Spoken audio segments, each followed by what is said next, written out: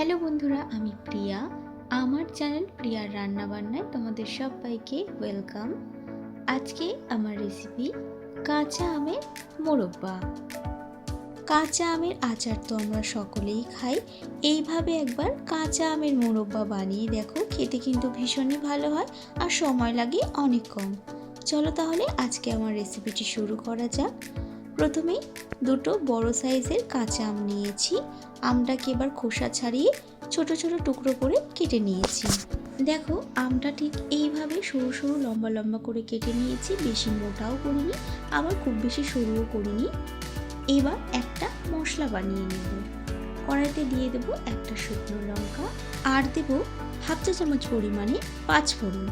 এবার 5 ফোড়ন আর শুকনো লঙ্কা শুকনো খোলায় হালকা করে ভেজে নেব। আর কোনো মশলার এখানে প্রয়োজন নেই, শুকনো লঙ্কা আর 5 ফোড়ন হলেই হয়ে যাবে। 5 ফোড়ন আর শুকনো লঙ্কাটা নামিয়ে কড়াইতে দিয়ে দিচ্ছি বেশ কিছুটা পরিমাণে জল আর কেটে রাখা আমগুলো দিয়ে সামান্য পরিমাণ একটু লবণ দিয়ে হালকা ভাপিয়ে নেব। খুব বেশি কিন্তু আমটা সেদ্ধ করা যাবে না, 50 থেকে 60% সেদ্ধ করতে হবে। খুব বেশি সেদ্ধ করলে আমটা আবার গলে যাবে। আমটা সেদ্ধ হতে হতে মশলাটা যে ভেজে রেখেছি সেটা এবার হামানদিস্তার মধ্যে গুঁড়ো করে নেব। মশলাটা কিন্তু একদম মিহি গুঁড়ো করব না, হালকা গোটা গোটা থাকবে সেই মতো কিন্তু গুঁড়ো করে নিতে হবে।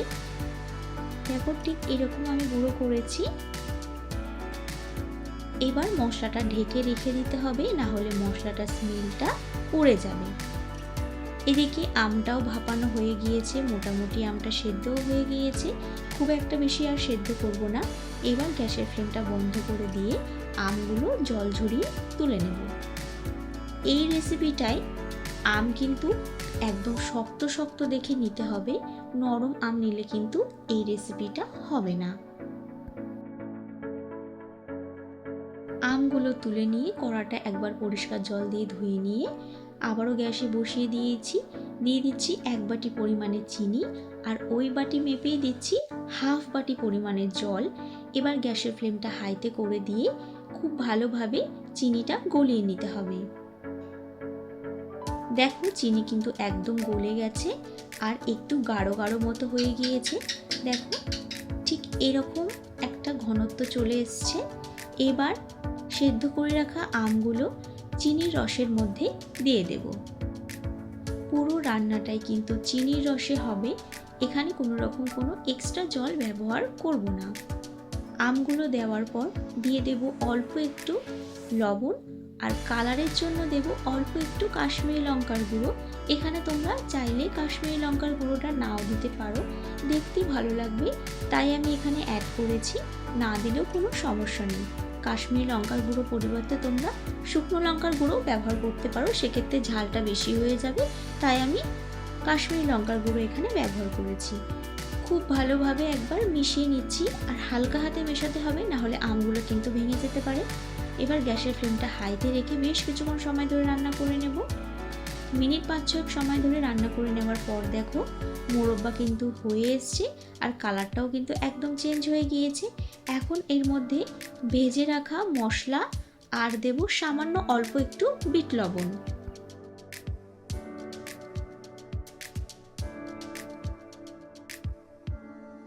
আরও একবার খুব ভালোভাবে মিশিয়ে নেব হালকা হাতে। বিট লবণ দিলে টেস্টটাও ভালো আসে আর স্মেলটাও ভীষণ ভালো আসে। এবার গ্যাসের ফ্লেমটা বন্ধ করে দিয়ে ঢাকা দিয়ে কিছুক্ষণ রেখে দেব।